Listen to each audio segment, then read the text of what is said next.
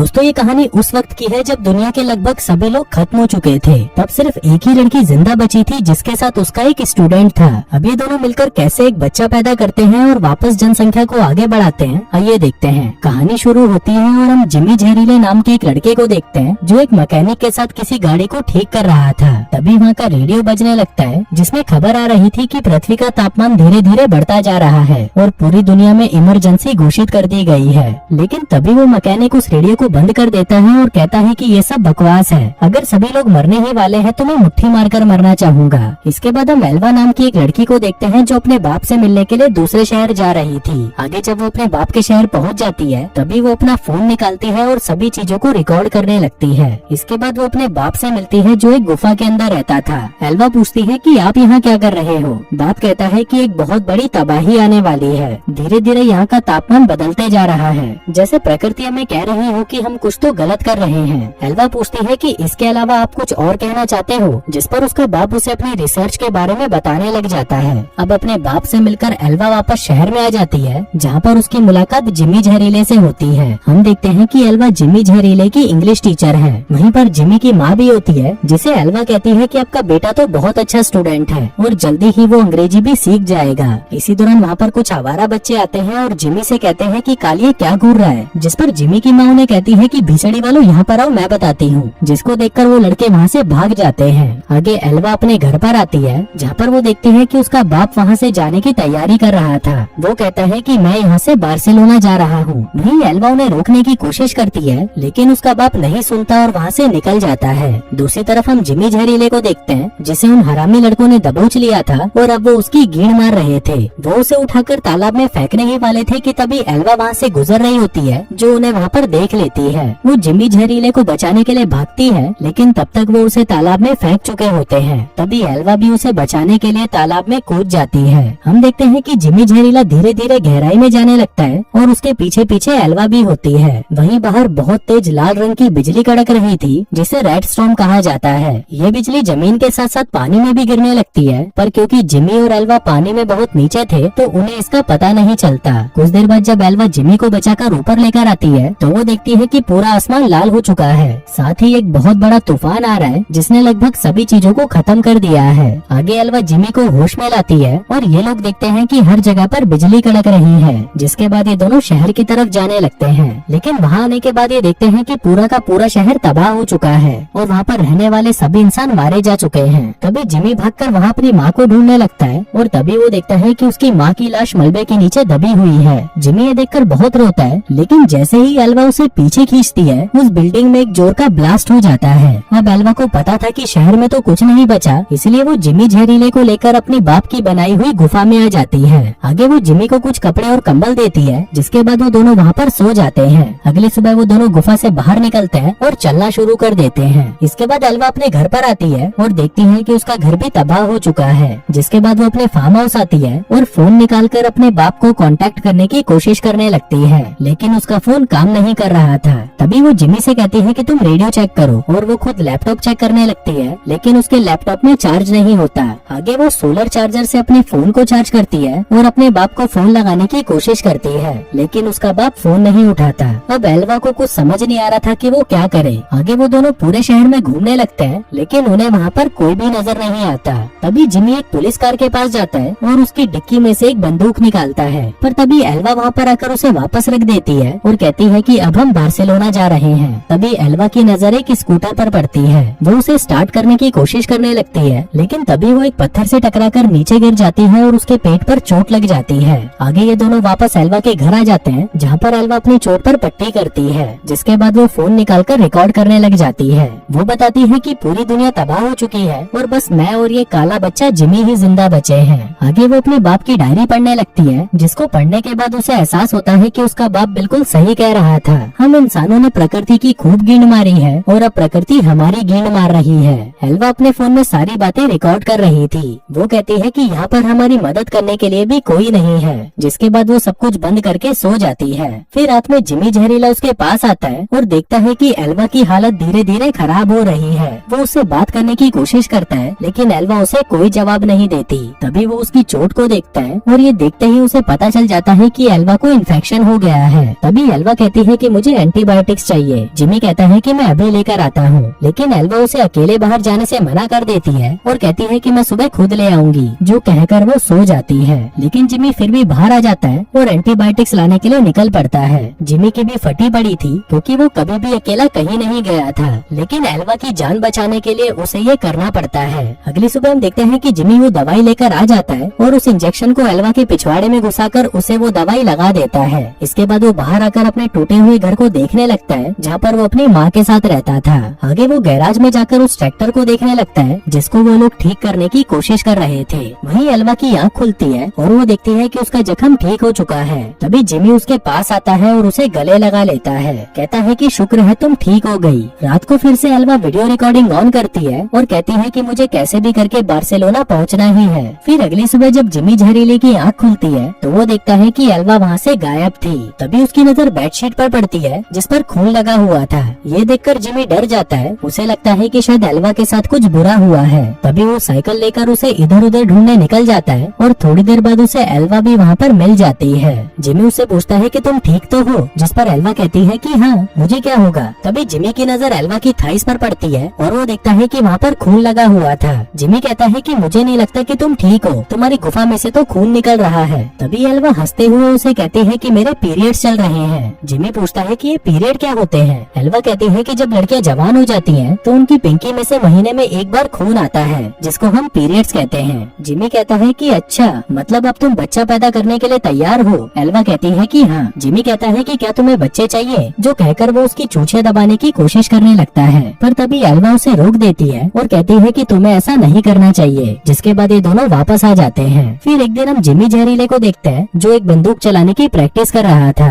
पर तभी एल्वा वहाँ पर आती है और उससे पूछती है कि तुम्हें ये बंदूक कहाँ मिली। जिमी कहता है कि पुलिस वालों की कार में। एल्वा कहती है कि इसे वापस रखाओ। जिमी कहता है कि नहीं, इस धरती पर सिर्फ मैं ही मर्द बचा हूँ और मुझे तुम्हारी रक्षा करनी है, जो कहकर वो वहाँ से चला जाता है। अब देखते ही देखते 3 महीने बीत जाते हैं और अब एल्वा भी समझ चुकी थी कि उन दोनों के अलावा यहाँ पर और कोई नहीं है, इसलिए अब इन दोनों को अपनी देखभाल खुद ही करनी होगी। आगे एल्वा अपने बाप की डायरी पढ़कर सीखती है कि उसे पौधे कैसे उगाने हैं और अपने खाने पीने का इंतजाम कैसे करना है। साथ ही वो ये सारी चीजें अपने फोन में भी रिकॉर्ड कर रही थी। अब देखते ही देखते काफी साल बीत जाते हैं और हम देखते हैं कि जिमी जहरीला अब जवान हो चुका है। उसने अपनी बॉडी भी बढ़िया बना ली थी, जिसको देखकर एल्वा हमेशा गीली हो जाती थी, लेकिन फिर भी वो जैसे तैसे करके खुद पर कंट्रोल कर लेती थी। उधर जिमी तो हमेशा से ही एल्वा की लेना चाहता था, लेकिन उसमें हिम्मत नहीं थी कि वो इस बारे में उससे बात कर सके। फिर एक दिन हम एल्वा को देखते हैं जो पौधों को पानी दे रही थी। वहीं पर जिमी भी था जो दूरबीन से इधर उधर देख रहा था।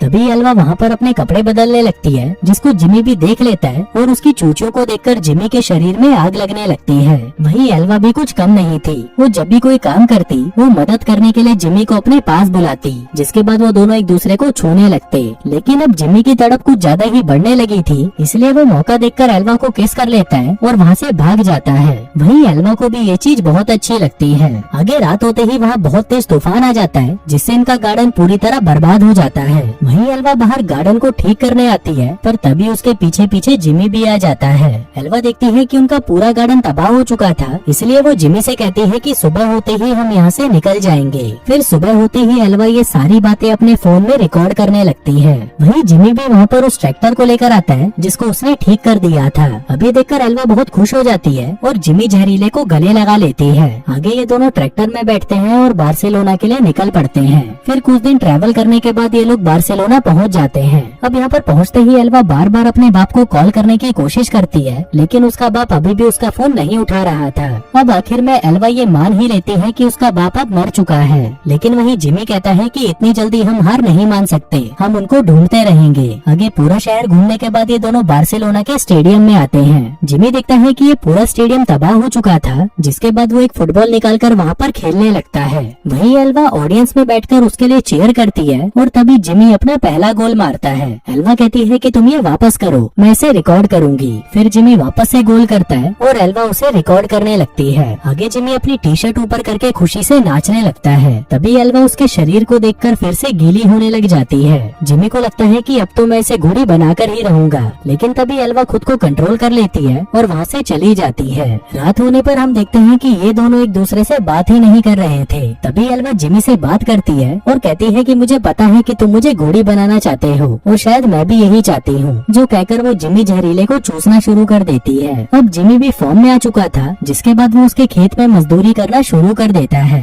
अब उस रात के बाद से ये दोनों रिलेशनशिप में आ जाते हैं और खुशी खुशी साथ रहने लगते हैं। फिर टाइम बीतता है और ये समुद्र के किनारे अपना एक घर बनाते हैं और वहीं पर अपना जीवन बिताने लगते हैं। तभी एक दिन एल्वा जिमी से कहती है कि वो उसके बच्चे की माँ बनने वाली है, जिसे सुनकर जिमी बहुत ज्यादा खुश हो जाता है। आगे एल्वा लाइब्रेरी से चाइल्ड बर्थ की कुछ किताबें लाती है ताकि उसे पता चल सके कि बच्चे को कैसे पैदा करना होता है। वहीं जिमी अपने होने वाले बच्चे के लिए बहुत सारे खिलौने लाता है। फिर एक रात जब एल्वा अपने बाप की डायरी पढ़ रही थी, तभी उसके पेट में दर्द होने लगता है। वो उठकर जिमी के पास जाती है और कहती है कि मेरा लेबर पेन शुरू हो चुका है। तभी जिमी उसे आराम से टेबल पर लिटा देता है, जिसके बाद वो दोनों मिलकर बच्चे की डिलीवरी करते हैं। हम देखते हैं कि एल्वा को एक बेटा होता है, जिसका नाम ये लोग काई रखते हैं। अब बच्चा होने पर ये दोनों बहुत खुश थे और दिन रात सिर्फ उसी के साथ रहते थे। फिर एक दिन एल्वा को समुद्र के अंदर एक बोट दिखाई देती है। एल्वा उसको देखकर चिल्लाने लगती है और उसे लग रहा था कि शायद उस बोट में कोई हो सकता है। वो जिमी को वहाँ पर बुलाती है, लेकिन उस बोट को देखने के बाद जिमी कहता है कि हमें किसी की जरूरत नहीं, हम दोनों साथ में खुश हैं। लेकिन एल्वा उसकी नहीं सुनती। उसे लग रहा था कि शायद बोट पर उसका बाप है। आगे वो समुद्र के किनारे एक आदमी को देखती है और उसे लगता है कि ये उसका बाप हो सकता है, पर देखने पर वो आदमी कोई और होता है। आगे जब उस आदमी को होश आता है तो वो बताता है कि मेरा नाम जॉनी दलाल है। मुझे तो लगा था कि मैं यहाँ पर अकेला ही हूँ, लेकिन तुम दोनों को देखकर मुझे बहुत खुशी हो रही है।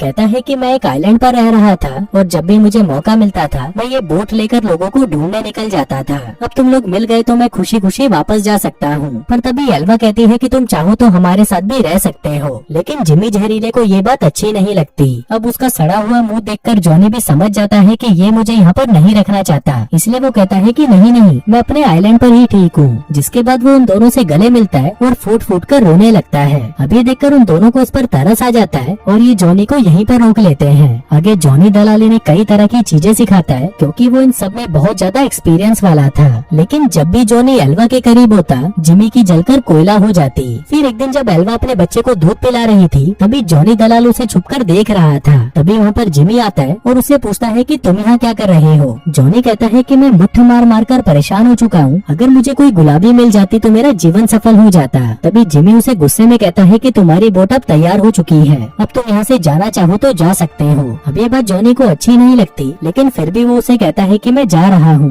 लेकिन जाने से पहले वो उनसे पूछता है कि क्या तुम मेरे साथ एक बार मेरी बोट पर चलोगे, मैं तुम्हें अपनी बोट दिखाना चाहता हूँ। अब एल्वा उसकी बात मान जाती है और वो सभी जॉनी की बोट पर जाकर मस्ती करने लगते हैं। आगे जॉनी उनसे कहता है कि तुम लोग यहीं पर रुक जाओ, मेरे पास तुम्हारे लिए बहुत अच्छा सरप्राइज है। अब जिमी यहाँ पर रुकना नहीं चाहता था, लेकिन एल्वा के कहने पर वो रुक जाता है। आगे जॉनी प्रोजेक्टर पर एक फिल्म चलाता है और ये सभी उस फिल्म को देखने लगते हैं। अगले सुबह जब जिमी की आँख खुलती है तो वो देखता है कि ये लोग समुद्र से काफी दूर तक आ चुके हैं। जिमी कहता है कि ये भीसड़ी वाला जॉनी गद्दार है। वो एल्वा को उठाने के लिए जाता है, पर तभी जॉनी उस पर हमला कर देता है और उसे समुद्र में गिरा देता है। तभी वहाँ पर एल्वा आती है और जिमी को पानी में देखकर वो भी समुद्र में कूद जाती है। फिर जब वो उसे बचाकर ऊपर लेकर आती है, तभी वो देखती है कि जॉनी दलाल वहाँ से जा चुका है और उसकी बोट पर उसका बेटा भी था। आगे वो दोनों वहाँ से अपने घर पर वापस आते हैं और हम देखते हैं कि जिमी बहुत ज्यादा गुस्से में था। उन लोगों को तो ये भी नहीं पता था कि जॉनी उनके बच्चे को लेकर कहाँ गया होगा। जिसके बाद ये लोग पता लगाने लगते हैं कि जॉनी दलाल कौन से आइलैंड पर रहता है। आगे जिमी अपनी एक पुरानी बोट को ठीक करता है, पर तभी एल्वा वहाँ पर आती है और कहती है कि जॉनी अपने साथ शहद लेकर आया था,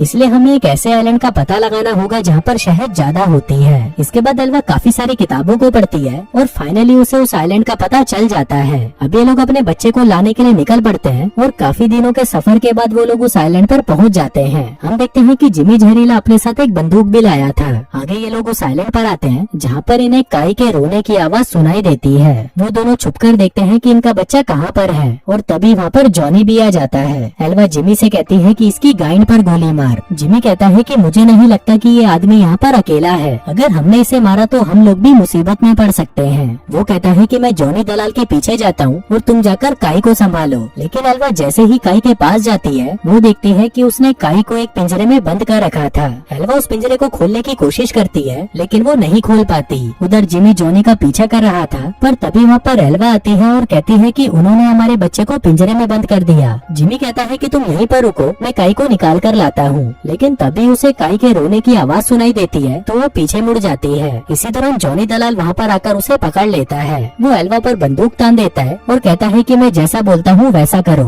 आगे वो उन दोनों को बांध देता है और उन्हें कहता है कि मैं तो तुम दोनों के साथ प्यार से रहना चाहता था, लेकिन तुम लोगों ने मेरी बेइज्जती करी। एल्वा कहती है कि अगर तुम मुझे मेरा बच्चा वापस कर दो तो हम लोग फिर से एक साथ रह सकते हैं। अभी सुनकर जॉनी एल्वा को आजाद कर देता है और उसे नीचे ले जाता है। कहता है कि जब जब मैं कहूँ तुम्हें अपने बच्चे को रुलाना होगा, क्योंकि जब ये बच्चा रोता है तो मुझे बहुत अच्छा लगता है। जो कहकर वो एल्वा को पिंजरे की चाबी दे देता है। आगे एल्वा काई को बाहर निकालती है और उसे दूध पिलाने लगती है। वहीं जॉनी भी एल्वा को देखने लगता है और उसे कहता है कि थोड़ा दूध मेरे लिए भी बचा देना। आगे वो जिमी को देखने ऊपर आता है, पर तभी पीछे से एल्वा काई को लेकर भाग जाती है। लेकिन जॉनी उस पर ज्यादा ध्यान नहीं देता और वो जिमी को टॉर्चर करना शुरू कर देता है। आगे जब जिमी बेहोश हो जाता है तब जॉनी एल्वा के पीछे जाने लगता है। उसे बच्चे के रोने की आवाज आ रही थी तो वो उस आवाज के पीछे भागता है, लेकिन वहाँ पहुंचकर वो देखता है कि एल्वा ने उसका चूतिया काट दिया। उसने बच्चे के रोने की आवाज को अपने फोन में रिकॉर्ड कर रखा था। उधर एल्वा भागकर जिमी के पास आती है और उसे आजाद करने लगती है, लेकिन तभी वहाँ पर जॉनी आ जाता है। एल्वा जॉनी को देखकर घबरा जाती है और कहती है कि अब तुम जो बोलोगे मैं वैसा ही करूंगी। जॉनी कहता है कि साली छिनाल तूने मुझे धोखा दिया, जो कहकर वो उसके पैर पर गोली मार देता है। उधर जिमी एक चाकू से खुद को आजाद कर लेता है, जिसके बाद वो जॉनी के पीछे आकर उसे चाकू मार देता है, पर तभी जॉनी भी उससे लड़ने लग जाता है। वहीं एल्वा उस बंदूक को उठा लेती है और जॉनी से कहती है कि भिसड़ी के अब तू गया, पर तभी जॉनी उसे एक घुसंड में ही नीचे फेंक देता है। तभी जिमी एक औजार से जॉनी पर हमला कर देता है, लेकिन वहीं जॉनी भी जिमी को गोली मार देता है। अब क्योंकि जॉनी ज्यादा घायल हो चुका था तो उसकी वहीं पर मौत हो जाती है। आगे जिमी काई के पास आता है और उसे आखिरी बार गले से लगाता है। तभी वहाँ पर एल्वा आती है और जिमी वहीं नीचे गिरकर मर जाता है। अब जिमी को मरा हुआ देखकर एल्वा बहुत रोती है, जिसके बाद वो उसकी लाश को पानी में बहा देती है और अपने बच्चे को लेकर वापस आ जाती है। अब ऐसे ही कई साल बीत जाते हैं और हम काई को देखते हैं जो बड़ा हो चुका है। वो दिन भर फुटबॉल खेलता है, जो उसके बाप को भी बहुत पसंद था। तभी वहाँ पर एल्वा आती है और उसे फोन में उसके बाप के वीडियोस दिखाती है। अब अपने बाप को देखकर काई बहुत खुश होता है। और दोस्तों इसी के साथ ही ये कहानी यहीं खत्म हो जाती है।